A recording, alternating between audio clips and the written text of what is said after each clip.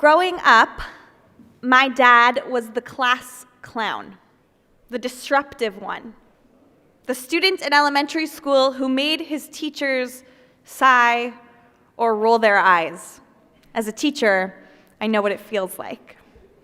He loved to challenge authority, to make people laugh, to cure his boredom with friendly amusement. He was never harmful or mean, but he was definitely disruptive. Teachers knew him as the class clown. My mom even first met him in the hallway as he was often sent out of the classroom, and she would go to the bathroom often in an attempt to just be near him or pass him by. But my dad grew up eventually. He learned to channel that same eagerness to be stimulated, the same desire to challenge, to question, in a different direction. He became a lawyer. He used that energy not to disrupt for disruption's sake, but to advocate, to defend, to fight for what was right. The very traits that once got him in trouble and sent out to the hallway became the traits that gave his life purpose and meaning. I think many of us carry those similar experiences.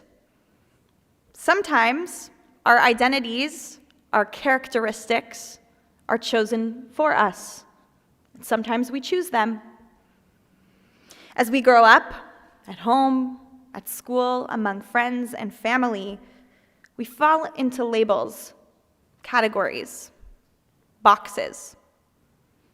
I'm the athletic one, she's the smart one, he's the shy one, they're the creative one. It's not unique to us. Humans across time labeled their children. We see it in our Torah. Jacob is the homebody, Esav is the hunter. Even the 4 children at our Pesach Seder are given explicit labels, identities. But as we know from our own lives and from these biblical stories, labels can become sticky. They shape the way that others treat us and the way that we even treat or think of ourselves. They can push us into cycles of behavior that feel impossible to break. This past week, we read from the Torah on the first day of Rosh Hashanah the story of Yitzchak and Yishmael. Yishmael and his mother Hagar are cast out into the desert by Abraham and Sarah. And Yishmael, just a small boy at that time, is weak with thirst and hunger and on the verge of death. His mother begins to cry, and Yishmael cries out too. The Torah tells us that God hears kol hana'ar, the voice of the boy, ba'asher hu sham, where he is in that moment. Rashi explains that this phrase means that God heard Yishmael not according to the past mistakes or behavior that got him banished, kicked out in the first place, and not according to what Yishmael might do or who he might become in the future. Not according to the reputation he was given or the label he will be given, only according to where he is right now in that moment. That little phrase, ba'asher hu sham, is so powerful in this time of year. It reminds us that God doesn't look at us only through the lens of the labels, the roles, the identities that we have been boxed into, or that we have chosen for ourselves in the past, or that we think we can't overcome. We're not boxed into or judged by the choices we made years ago, or even the choices we will make in the future. God listens to us, God sees us only in the immediacy of every single moment. Ba'asher hu sham. That's the essence of this Shabbat, Shabbat Shuvah, the Shabbat of return. It is the gift of this season, this Shabbat, that reminds us that no label is final, no role is permanent, and no cycle is unbreakable. In this time between Rosh Hashanah and Yom Kippur, we are reminded that Shuvah, returning, repentance, isn't about erasing the past or pretending our choices didn't happen.